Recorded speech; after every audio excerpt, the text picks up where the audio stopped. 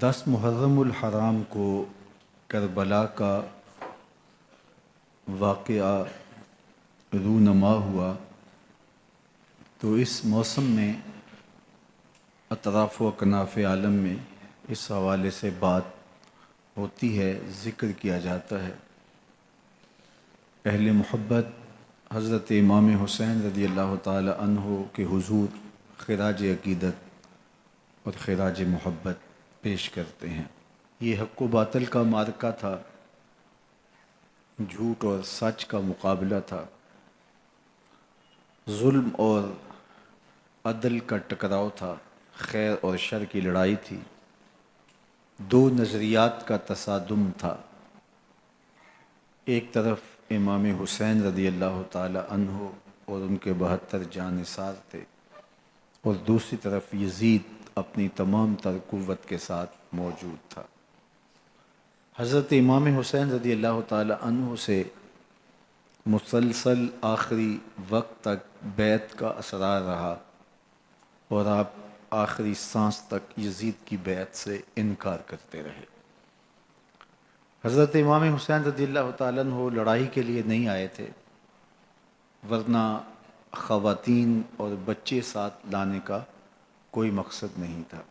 آلات حرب و ضرب بھی نہیں تھے۔ عرب جو اپنے ساتھ سفر پہ معمول کی تلواریں اور اسلحہ جات رکھتے ہیں وہی تھے، اور آپ کو پیشکش بھی کی گئی۔ ترماح بن عدی بن حاتم نے، یہ حاتم تائی کا پوتا تھا، کہا کہ آپ میرے ساتھ ہمارے علاقے میں چلے جائیں۔ جب مختلف بادشاہوں نے عرب پر قبضہ کیا تو ہمارے قبائلی علاقے اس وقت بھی ان سے محفوظ رہے۔ ہم آزاد قبائل ہیں، میں چند دنوں میں آپ کی پشت پر 30,000 کا لشکر کھڑا کر دوں گا جو جانثار ہوگا۔ لیکن حضرت امام حسین رضی اللہ تعالیٰ عنہ نے ترماح بن عدی کی اس پیشکش کو قبول نہیں کیا اور آگے بڑھے۔ دشت نینوا میں، جسے دشت کربلا بھی کہتے ہیں، حر بن یزید ریاحی 500 سواروں کو ساتھ لے کر کے حضرت امام حسین کو محصور کر دیتا ہے، اور پھر یزید کا لشکر وہاں جمع ہونا شروع ہو جاتا ہے۔ 22,000 یا 30,000 کا لشکر امام حسین رضی اللہ تعالی عنہ کے اطراف میں لگا دیا گیا۔ 3 دن تک اس خانوادے کے لیے پانی بند کر دیا گیا۔ پانی کے بغیر تو انسان کی زندگی معطل ہو جاتی ہے، اور 3 دن کی مسلسل پیاس، اور پیاس میں بلکتے 6 ماہ کے بچے، خواتین اور بوڑھے۔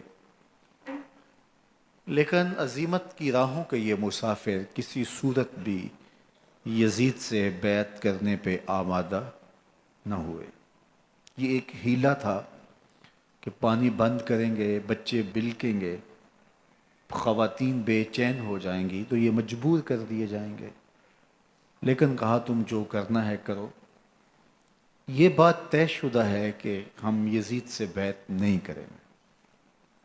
پھر 3 ماہ پانی بند کرنے کے بعد حضرت امام حسین رضی اللہ تعالیٰ عنہ اور ان کے خاندان کو جس طرح ذبح کیا گیا، یہ ایک دردناک کہانی ہے۔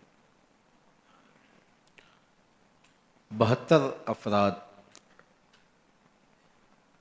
کربلا میں شہید کر دیے گئے۔ اہل حق کا یہ قافلہ بھوک اور پیاس سے نڈھال تھا، لیکن عزیمت کی راہوں کا یہ مسافر سرنگوں نہیں ہوا اور یزید کے ہاتھ پہ بیعت نہیں کی۔ امام حسین رضی اللہ تعالی عنہ آپ کے بیٹے، بھائی، بھتیجے، بھانجے، اعیان و انصار، محبین شہید کر دیے گئے۔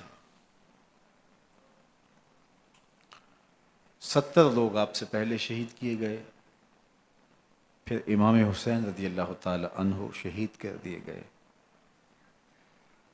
سوید نامی ایک زخمی وہ چھری لے کر کے حملہ آور ہوئے اور وہ بھی شہید کر دیے گئے. یہ کربلا کے آخری شہید تھے جو حضرت امام حسین کے بعد شہید ہوئے. لیکن ان کی خون آشام تلواروں کی ابھی پیاس نہیں بجھی اور ان کی آتش غیظ و غضب ابھی ٹھنڈی نہیں ہوئی. شمز الجوشن حضرت علی اوسط جنہیں امام زین العابدین کے نام سے دنیا جانتی ہے، 14 سال کی عمر میں تھے، بیمار تھے، خیمے میں گھس کے ان کو بھی شہید کرنے لگا. تو حمید بن مسلم نے کہا کہ کیا بچوں کو بھی شہید کیا جائے گا؟ تو وہ رک گیا.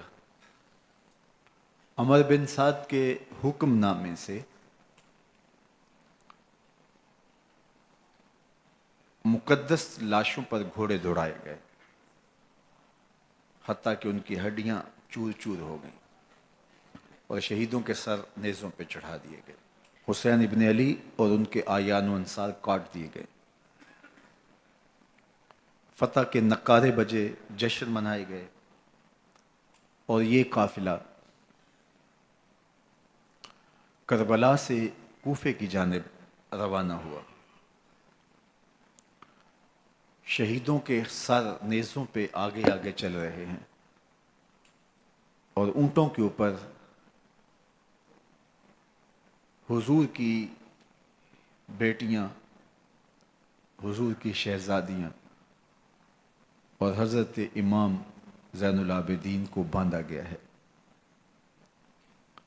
اور یہ تقدس مآب قافلہ کوفے پہنچتا ہے. ابن زیاد بہت خوش تھا کہ جیسے اس نے کوئی بہت بڑا کام کر لیا ہو. نواسہ رسول کا سر ایک تشت میں رکھا اس کے سامنے تھا اور وہ چھڑی سے آپ کے ہونٹوں اور آپ کے دانتوں پر ضرب لگاتا. حضرت زید بن ارقم رضی اللہ تعالی عنہ صحابی رسول اس مجلس میں موجود تھے. وہ کھڑے ہو گئے، غصے سے ان کا بدن کانپ رہا تھا اور آپ نے کہا، ظالم، چھڑی کو یہاں سے ہٹا لے. میں نے خود ان آنکھوں سے رسول اللہ کو یہ ہونٹ چومتے ہوئے دیکھا ہے. ابن زیاد غصے میں بپھرا ہوا بولا، اگر تو بوڑھا نہ ہوتا تو میں تیری گردن اڑا دیتا. حضرت زید بن ارقم روتے ہوئے دربار سے باہر نکلے اور ساتھ اہل کوفہ کو مخاطب کر کے کہا کہ اہل کوفہ، تم نے حسین ابن علی کو شہید کر دیا اور ابن مرجانہ کے غلام بن گئے. حضرت زینب سلام اللہ علیہا ایک کونے میں بیٹھی تھی، پرانے کپڑوں میں ملبوس. ایک وہ وقت بھی تھا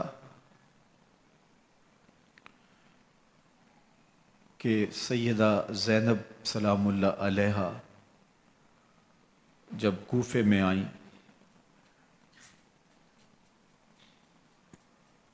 سیدنا علی المرتضیٰ کے زمانے میں، ان کے دور خلافت میں دارالخلافہ کوفہ متعین ہوا. تو یہ مدینے سے کوفے آئیں تو اس وقت کوفے کی معزز خواتین نے ان کا استقبال کیا. خلیفۃ المسلمین کی شہزادی، رسول اللہ کی بیٹی سیدہ فاطمہ الزہرا کا عکس حضرت زینب سلام اللہ علیہا کوفے میں داخل ہوئیں. تکریم، عزت اور وقار کے ساتھ آپ کا استقبال کیا گیا اور آپ خواتین کو درس قرآن دیتی، حضور کی شریعت سکھاتی. اور آج وہی کوفہ ہے، وہی دیوار و در ہیں، اور وہی زینب ہے، اور آج زینب کے ساتھ حسین ابن علی کا کٹا ہوا سر ہے۔ پرانے کپڑوں میں ملبوس حضرت زینب سلام اللہ علیہ آج اسی کوفے میں داخل ہوئی ہیں۔ دارالامارت کے ایک کونے میں تشریف فرما ہے کہ ابن زیاد پوچھتا یہ خاتون کون ہے؟ حضرت زینب خاموش رہیں۔ اس نے دوسری مرتبہ پوچھا، آپ پھر خاموش رہیں۔ تیسری مرتبہ پوچھا، آپ پھر خاموش رہیں۔ پھر ایک لونڈی نے بتایا یہ زینب بنت علی ہیں۔ تو اس کے سامنے حضرت امام حسین کا کٹا ہوا سر پڑا تھا، اور وہ حضرت زینب سے مخاطب ہو کے کہنے لگا کہ اللہ نے تمہیں شکست دی اور یزید بن معاویہ کو فتح عطا کی۔ تو حضرت زینب سلام اللہ علیہ پھر دربار ابن زیاد میں ایک خوبصورت خطبہ عطا کیا۔ زینب بول رہی تھی، لگ رہا تھا مولا کائنات بول رہے ہیں۔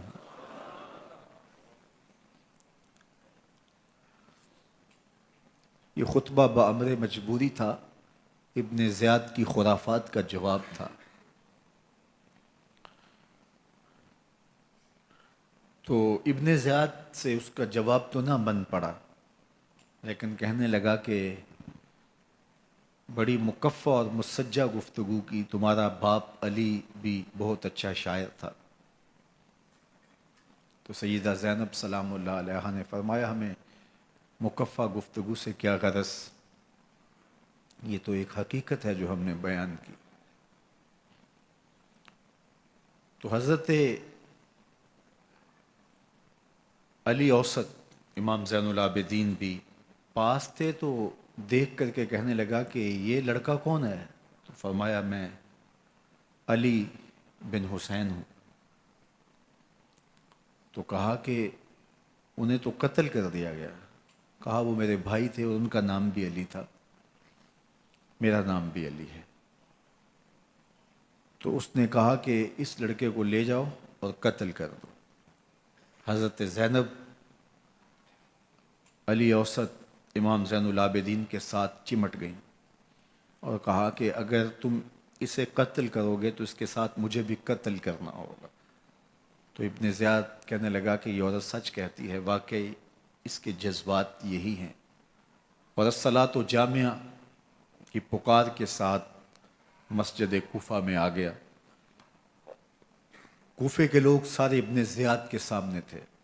امام حسین کا کٹا ہوا سر ابن زیاد کے سامنے تھا، اور اس نے کہا کہ اللہ نے یزید بن معاویہ کو فتح دی اور کذاب ابن کذاب معاذ اللہ حسین ابن علی کو شکست دی۔ جب اس نے یہ بات کہی تو عبداللہ بن عفیف الازدی رضی اللہ تعالی عنہ موجود تھے، وہ کھڑے ہو گئے۔ غصے سے ان کا بدن کانپ رہا تھا، اور آپ نے پوری ہمت کے ساتھ ابن زیاد کو جواب دیتے ہوئے کہا، ظالم، حسین سچا، حسین کا باپ بھی سچا، تو جھوٹا، تیرا باپ بھی جھوٹا، جس نے تجھے امیر بنایا وہ بھی جھوٹا۔ تو ابن زیاد نے جب اپنے بارے عبداللہ بن عفیف سے یہ بات سنی تو اس نے حکم دیا کہ ان کا سر کاٹ دیا جائے، اور پھر حضرت عبداللہ ابن عفیف رضی اللہ تعالی عنہ کو شہید کیا گیا اور ان کی لاش کو سولی چڑھا دیا گیا۔ حق کی راہ کے یہ مسافر اپنی جان کس طرح راہ خدا میں سپرد کر رہے تھے۔ اہل کوفہ سہمے ہوئے، ڈرے ہوئے ابن زیاد کے دربار میں بیٹھے تھے، اور امام حسین رضی اللہ تعالی عنہ کے قتل کا، ان کی شہادت کا انہیں دکھ تو تھا، لیکن ان کے اندر ہمت، طاقت اور توانائی نہیں تھی۔ ان کی تلواریں یزید کے ساتھ رہیں اور دل امام حسین رضی اللہ تعالی عنہ کے ساتھ رکھنے کی بات کرتے تھے۔ پھر یہ قافلہ کوفہ سے چلتے چلتے دمشق کی جانب عازم سفر ہوا. ایک اونٹ پہ تین لوگوں کو سوار کیا گیا تھا. امام زین العابدین کو سوار بھی کیا گیا اور بدن پر زنجیریں بھی باندھی گئیں، جکڑ کر کے سواری پہ بٹھایا گیا. اللہ اکبر. جہاں جہاں سے یہ لوگ گزرتے لوگوں کو ان کی حالت پہ رحم آتا. بہت سارے لوگ نہیں جانتے تھے یہ کون ہیں. عمومی طور پہ راستوں میں یہی بتایا گیا کہ کچھ باغی لوگ ہیں جنہوں نے حکومت سے بغاوت کی، تو ان کے کیفر کردار تک پہنچا دیا گیا. راستے میں ایک گرجا گھر آیا اور وہاں یہ لوگ رات رکتے ہیں. گرجا گھر کی دیوار پہ لکھا ہوا تھا اترجو امت قتلت حسین شفاعت جدہ یوم الحساب. کیا وہ امت جنہوں نے حسین ابن علی کو شہید کیا قیامت کے دن انہی کے نانے سے شفاعت مانگیں گے؟ کس منہ سے شفاعت طلب کریں گے؟ اسی حسین ابن علی کے نانا سے جن کے بیٹے کو، جن کے شہزادے کو، نواسے کو ان لوگوں نے شہید کیا. جب یہ تقدس مآب قافلہ دمشق پہنچا تو راستے میں ایک شخص قرآن مجید کی تلاوت کر رہا تھا. اپنے مکان کی چھت پہ بیٹھ کے تلاوت کر رہا تھا، اور یہ قافلہ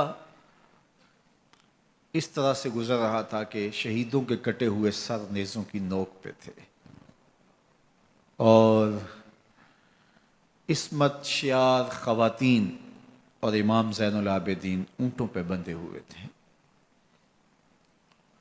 تو پڑھنے والا تلاوت کر رہا تھا کہ کہف اور رقیم یہ ہماری نشانیوں میں سے بڑی عجیب نشانیاں ہیں. تو جب وہ پڑھ رہا تھا تو سر حسین سے آواز آئی یا تالی القرآن، اے قرآن پڑھنے والا. اصحاب کہف سے زیادہ عجیب قتلی و حملی، میرا قتل کرنا اور نیزے کی نوک پہ چڑھایا جانا ہے. یہ قافلہ یزید کے دربار میں پہنچتا ہے. یزید بہت خوش ہوا اور اس نے حضرت امام زین العابدین رضی اللہ تعالیٰ عنہ سے کہا کہ تمہارے باپ نے میری حکومت کے خلاف بغاوت کی اور وہ اپنے انجام کو پہنچے. تو آپ نے جواب میں قرآن مجید کی آیات کی تلاوت کی اور اہل بیت کے مناقب اور فضائل بیان کیے. سیدہ زینب سلام اللہ علیہ کا ایک خطبہ اہل بیت کی عظمت، مناقب اور فضائل میں یزید کے دربار میں اپنی انوکھی اور البیلی شان رکھتا ہے. یزید پہلے تو خوش ہوا، لیکن جب اس نے لوگوں کے چہرے دیکھے تو وہ پریشان ہو گیا. حتیٰ کہ یزید کے دربار میں ایک عیسائی سفیر آیا ہوا تھا، تو اس نے جب کٹے ہوئے سر دیکھے اور خستہ حال سادات کی شہزادیوں کو دیکھا تو اس نے کہا یہ کون لوگ ہیں؟ تو اسے بتایا گیا. تو اس نے بڑے تاسف کا اظہار کیا، کہا کتنے بد نصیب لوگ ہو، ہمارے پاس حضرت عیسیٰ علیہ السلام کے گدھے کا کھر موجود ہے اور ہم اسے بھی عزت کی جگہ پہ رکھے ہوئے ہیں، اور تم کتنے بدبخت ہو، اپنے رسول کے نواسے کو شہید کر دیا.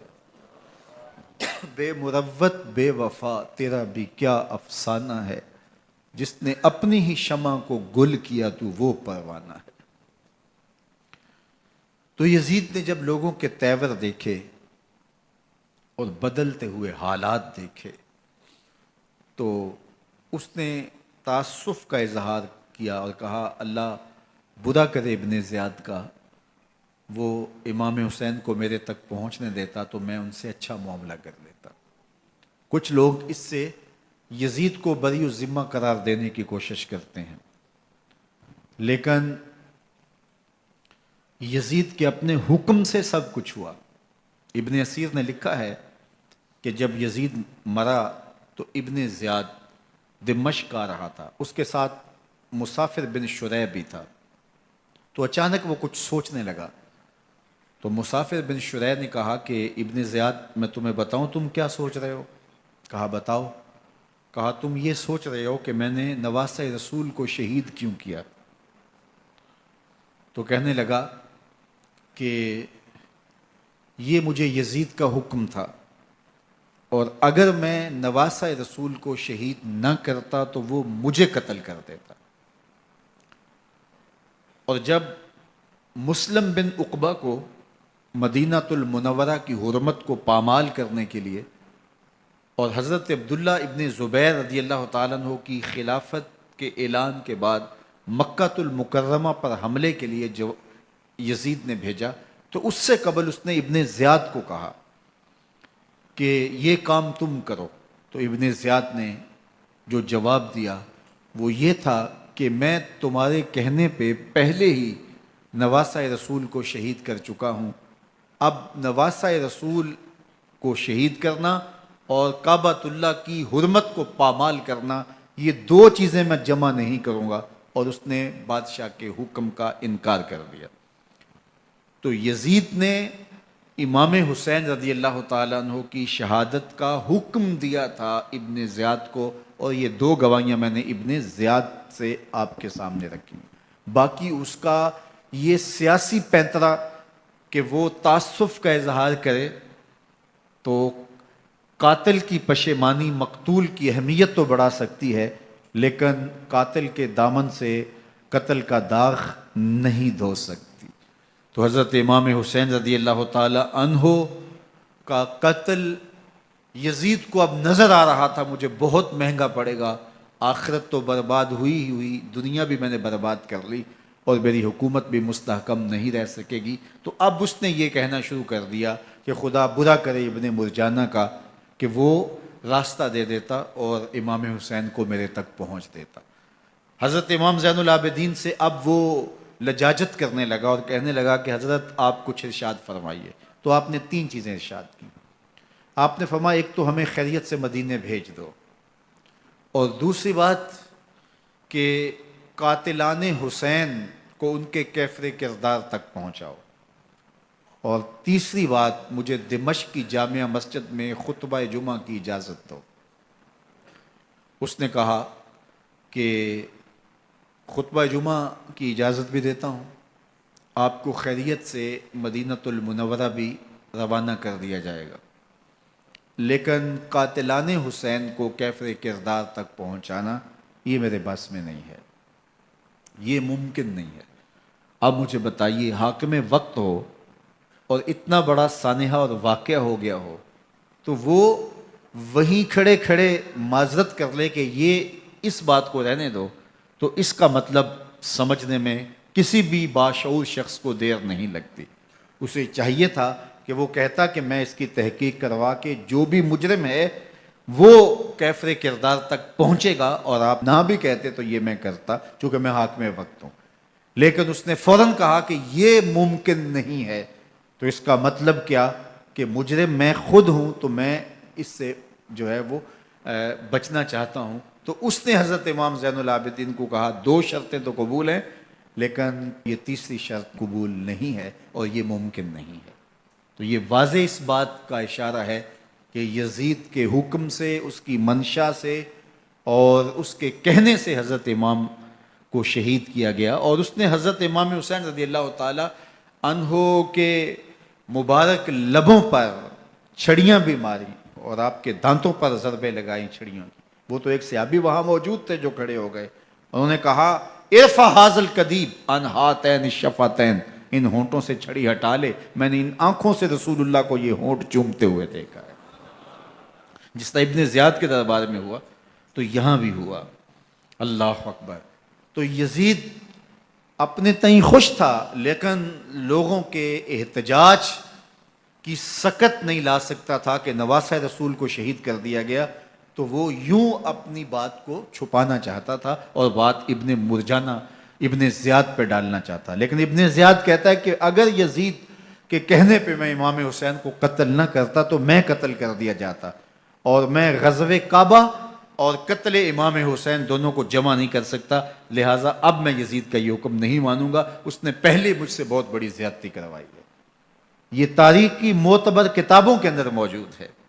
اب یزید نے کہا دو باتیں مان لیتا ہوں، آپ کو مدینہ المنورہ بھی رخصت کر دیتے ہیں، اور دوسرا آپ کو مسجد دمشق میں خطبہ کی اجازت بھی دیتے ہیں۔ اللہ اکبر، یہ وقتی تصرف تھا اس کا، ورنہ یہ کون ہے اجازت دینے والا؟ ممبر تو حسین ابن علی کے نانے کا ہے۔ خیر، مسجد دمشق میں گئے، لوگوں کا ہجوم تھا، حضرت امام زین العابدین ممبر پہ جلوہ فراز ہوئے، خطابت تو ان کے گھر کی لونڈی ہے، تو جب آپ نے کھڑے ہو کر کے خطبہ دیا اور فضائل و مناقب اہل بیت بیان کیے، لوگوں کے سینوں کے اندر آتش محبت اہل بیت کی جوش مارنے لگی۔ یزید ڈر گیا کہ اگر کچھ دیر خطبہ جاری رہا تو کہیں ایسا نہ ہو کہ لوگ میرے خلاف اٹھ کھڑے ہوں، تو اس نے مؤذن کو اشارہ کیا اور وہ اذان دینے لگا، تو اس نے کہا اللہ اکبر اللہ اکبر، تو حضرت امام زین العابدین نے کہا اس میں کوئی شک نہیں کہ اللہ سب سے بڑا ہے۔ پھر کہا اشہد ان لا الہ الا اللہ، تو امام زین العابدین نے فرمایا کہ ہم نے اس بات کی اپنے خون سے گواہی دی ہے کہ اللہ کے علاوہ کوئی معبود نہیں ہے۔ پھر اس نے کہا اشہد ان محمد رسول اللہ، تو حضرت امام زین العابدین نے یزید کی آنکھوں میں آنکھیں ڈال کے کہا یزید دیکھ، اذان میں تیرے نانے کا نام ہے یا میرے نانے کا نام ہے؟ تو حسین ابن علی رضی اللہ تعالیٰ عنہ کا نام کبھی بھی مٹنے والا نہ زیاد کا وہ ستم رہا، نہ یزید کی رہی وہ جفا، رہا تو نام حسین جسے زندہ رکھتی ہے کربلا۔ یزید نے امام حسین رضی اللہ تعالیٰ عنہ کو راستے سے ہٹا دیا، اس کا خیال تھا کہ یہ باغی ہیں اور میں ان کو کچل دوں۔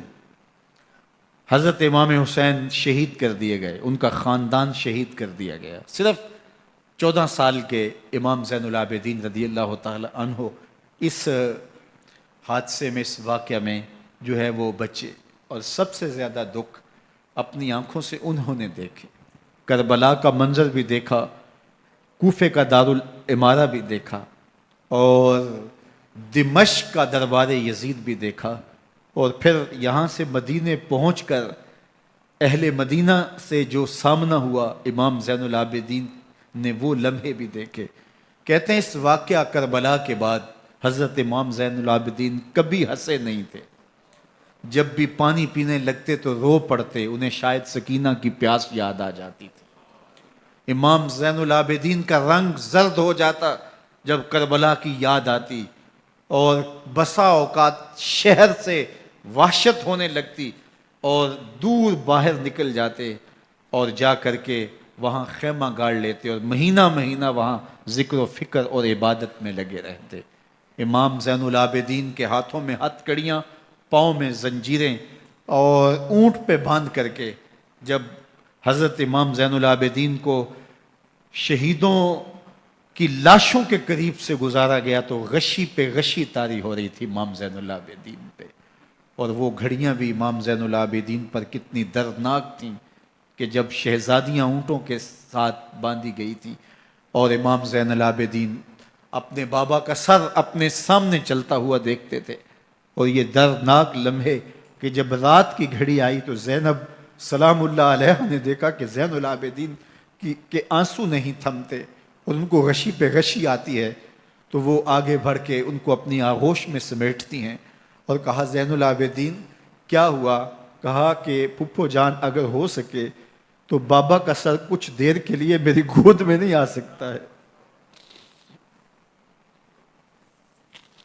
وہ وقت بھی امام زین العابدین پہ آتا ہے جب زخم اور درد اور دکھ حد سے تجاوز کرتے ہیں تو زین العابدین مدینہ کی طرف منہ کر لیتے ہیں اور حضور کی بارگاہ میں ہوا کے ہاتھوں پیغام بھیجتے ہیں، ان نلتا یا ریح الصبا یومن الی ارض الحرمی بلغ سلامی روزتن فیہ النبی المحترم یا رحمت للعالمین ادرک لزین العابدی محبوس عید الظالمی فی الموکب والمزدحم۔ امام زین العابدین نے یہ سارا دردناک منظر اپنی آنکھوں سے دیکھا اور یہ سارے دکھ سہے۔ امام زہری کہتے ہیں کہ ولید کے زمانے میں دوبارہ امام زین العابدین کو پکڑ لیا گیا اور ان کے ہاتھوں میں دوبارہ ہتھ کڑیاں اور پاؤں میں بیڑیاں ڈال دی گئیں۔ میں ملنے گیا تو جو ہی امام کے ہاتھوں میں ہتھ کڑیاں دیکھی تو میرا دل ڈولنے لگا اور میری آواز گلے میں دب گئی اور آنسو تھے کہ تھمتے نہیں تھے۔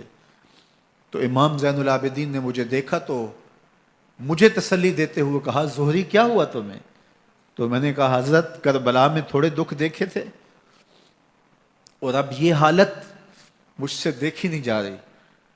تو امام زین العابدین نے ان زنجیروں کو اور ان ہتھ کڑیوں کو جن سے آپ جکڑے گئے تھے جھٹکا دیا، لوہے کی زنجیریں ٹوٹ گئیں۔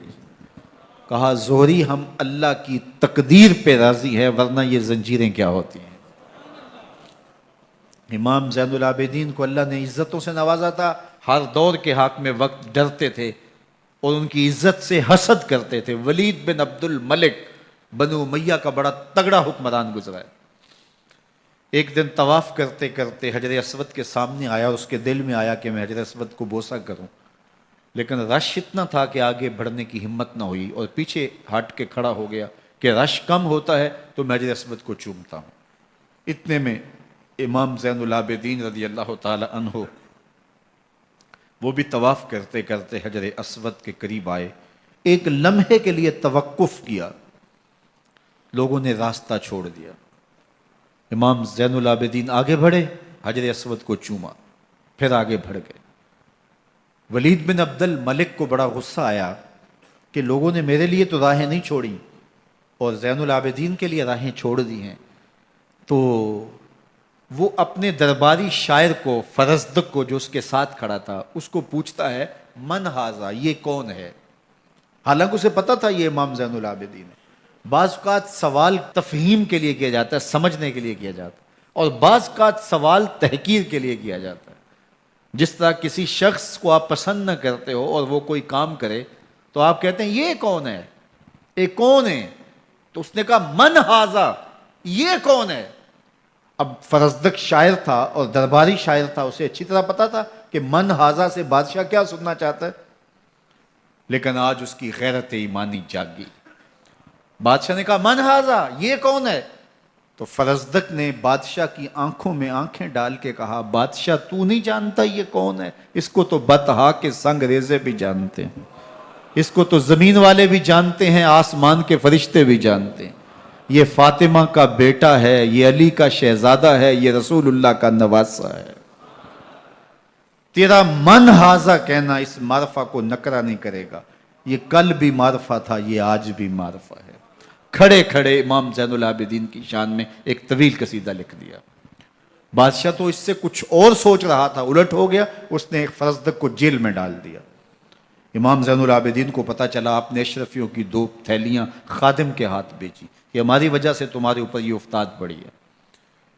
تو اس نے تھیلیاں قبول کی، چوما آنکھوں سے لگائیں اور پھر خادم کے ہاتھ میں دیتے ہوئے کہا امام کو میرا سلام دے دینا اور کہنا حضرت ساری زندگی نے ٹگوں کے لیے، ان پیسوں کے لیے، اشرفیوں کے لیے شاعریاں کی ہیں، یہ جو میں نے قصیدہ لکھا ہے آپ کے نانا کی شفاعت کے لیے لکھا ہے، جو دلوں کو فتح کر لے وہی فاتح زمانہ۔ امام حسین کو تو کاٹ دیا گیا نا، اس لیے کاٹ دیا گیا کہ یہ ہماری حکومت سے بغاوت کر رہے ہیں، انہوں نے یہ کہا، بہانہ یہ بنایا، نظم حکومت میں یہ مخل ہو رہے ہیں، لہٰذا انہیں شہید کر دیا گیا۔ نہ صرف انہیں شہید کیا گیا، سر کاٹے گئے، نیزوں کی نوک پہ چڑھائے گئے، لاشوں پہ گھوڑے دوڑائے گئے۔ کیا کیا ظلم تھا، کیا کیا جبر تھا جو روا نہیں رکھا گیا، پیاسا رکھا گیا، بھوکا رکھا گیا، 6 ماہ کے بچے بھی نہیں چھوڑے گئے۔ امام حسین جب حضرت علی اصغر کو اپنے ہاتھوں پہ اٹھا کے فرات کے کنارے جا کھڑے ہوئے تو آپ نے اشقیاء سے مخاطب ہو کے کہا کہ تمہاری لڑائی تو مجھ سے ہے، اس 6 ماہ کے بچے نے تمہارا کچھ نہیں بگاڑا۔ چلو سے پانی بھرا تاکہ اصغر کا حلق تر ہو جائے، تو پانی ابھی حلق تک نہیں پہنچا، 2 شاخہ سن سناتا ہوا تیر آیا اور علی اصغر کا گلا چیر گیا۔ اور کہتے ہیں وہ جو تیر تھا جو حضرت علی اصغر کا گلا چیر کے آگے گزرتا ہے، وہ تیر تھا جو جانوروں کو مارنے کے لیے استعمال کیا جاتا ہے۔ گردن لٹک جاتی ہے، خون بہنے لگتا ہے، امام حسین اس خون کو آسمان کی طرف اچھال کے کہتے ہیں مالک حسین کی یہ قربانی بھی قبول فرما لے۔ نسل مٹا دی گئی، شہید کر دیے گئے، گھوڑے دوڑائے گئے، سادات کرام عصمت شعار پیغمبر زادیوں کو اونٹوں پہ بٹھایا گیا، رسیوں سے جکڑا گیا، چادریں چھیننے کی کوشش کی گئی، کیا کچھ نہیں ہوا۔ تاریخ دردناک ہے، اور یہ پیغمبر کے ماننے والوں نے، کلمہ پڑھنے والوں نے یہ سب کچھ کیا۔ بے مروت، بے وفا، تیرا بھی کیا افسانہ ہے، جس نے اپنی ہی شمع کو گل کیا تو وہ پروانہ ہے۔ لیکن یزید کی دلیل یہ تھی کہ یہ حکومت کا نظم چلتا ہے، اسے چلنے دیا جانا چاہیے، انہوں نے کیوں رکاوٹ ڈالی ہے، لہٰذا یہ باغی ہیں، ان کو کاٹ دیا جائے۔ میں کہتا ہوں امام حسین کو شہید کر دیا گیا، ان کے اعیان و انصار کو شہید کر دیا گیا، پورے خاندان کو پیاسا رکھ کے ذبح کر دیا گیا، 6 ماہ کے بچے بھی نہیں چھوڑے گئے، 80 سال کے بوڑھوں کو بھی شہید کیا گیا، خواتین کو اونٹوں پہ بٹھایا گیا، اور گلی گلی عصمت معاب پیغمبر رحمت کی شہزادیوں کو کوفے اور دمشق کے بازاروں کے اندر بھرایا گیا۔ تو مجھے بتائیں اس کے بعد یزید کی حکومت نے کیا کیا، ان کا کیا کارنامہ تھا؟ کتنے محدث پیدا ہوئے، کتنے مفکر پیدا ہوئے، کتنے جرنیل پیدا ہوئے، کتنے صوفی پیدا ہوئے؟ کون تھا جو ان کے تخت و تاج اور ان کی حکومت جس کو بچانے کے لیے اتنا بڑا حادثہ کر دیا اور پیغمبر کے بیٹوں کو شہید کر دیا؟ تو کیا پھر اس حکومت نے کیا یزید نے؟ یزید کا اپنا بیٹا تخت پہ بیٹھنے کے لیے تیار نہیں تھا۔ 6 ماہ کے بعد اس کی لاش گھر سے نکلی، اس نے کہا کہ یہ تخت جو ہے وہ آل رسول کے خون پہ بنا ہے، میں اس پہ نہیں بیٹھوں گا، اور رسوا ہو گئے۔ اور یزید جس کو زوم تھا کہ میں اتنی بڑی سلطنت کا مالک ہوں، اس کو بچانا ہے، اس سلطنت نے اسلام کے لیے کیا کیا؟ مجھے بتاؤ، کون سے جرنیل پیدا کیے، کون سے حکمران پیدا کیے، اس نے کون سے توانا لوگ پیدا کیے، کون سے محدث، کون سے مفکر، کون سے مسلح پیدا کیے؟ اور جس خاندان کو کاٹ دیا گیا، صرف ایک 14 سال کا علی اوسط زین العابدین بچا۔ اور ذرا حسین ابن علی کی نسل دیکھو، جعفر صادق کس نسل سے ہیں، باقر العلوم کس نسل سے ہیں، حضرت غوث اعظم کس کے شہزادے ہیں، حضرت داتا گنج بخش علی حجویری کس کے بیٹے ہیں، اور حضرت معین الدین چشتی اجمیری کس کے بیٹے ہیں؟ آج زمانے کو جو بھی دیا ہے حسین کے بیٹوں نے دیا ہے۔ یزید تخت بچا کر بھی امت کو کچھ نہ دے سکا، اور امام حسین نے سب کچھ لٹا کے امت کو ایمان کی بہاریں عطا کر دی۔ آج جہاں بھی منبر و محراب کی رونق نظر آ رہی ہے، اس کے پیچھے حسین کا کوئی بیٹا کھڑا ہوا نظر آئے گا۔ اللہ اکبر! اس دین کے خاکے میں رنگ ہی حسین ابن علی کے خون نے بھرا ہے۔ حسین اگر نہ شہید ہوتا تو آج گھر گھر یزید ہوتا، اسلام کی عظمت عیاں نہ ہوتی، خدا کے گھر میں اذان نہ ہوتی، بار الہ نوحہ سناتا پھرتا، تا روز جزا اشک بہاتا پھرتا، امداد نہ کرتے اگر کربلا میں حسین، اسلام تیرا ٹھوکریں کھاتا۔